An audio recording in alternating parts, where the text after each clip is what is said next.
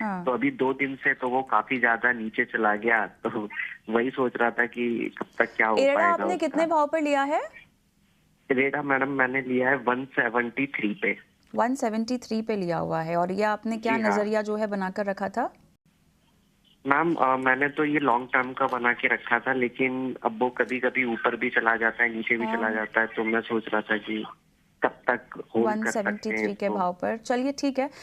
गौरांग, इनका नजरिया लंबा है। 173 हालांकि इनकी बाइंग प्राइस है, ये बता रहे हैं।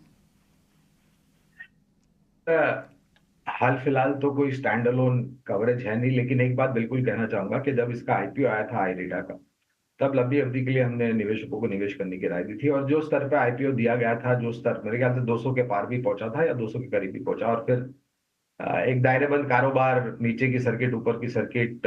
लेकिन एक दो बात जो बुनियादी तर्क के आधार पर मैं कहना चाहूंगा यहाँ पर, और जो मैनेजमेंट की बातें मैंने सुनी है कि और सरकार की तरफ से नई ऊर्जा उत्पादन क्षमता तो लगेगी, तो इस कंपनी की एक अहम भूमिका होगी।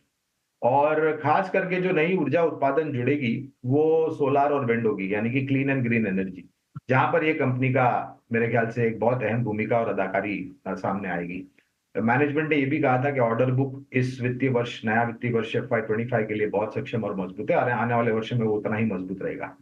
अब सरकार को लेकर के, चुनावी नतीजों को लेकर के, सिर्फ आईरिडा में नहीं, अमूमन सभी सरकारी कंपनियों में हमने नीचे के तरफ के दायरे देखे।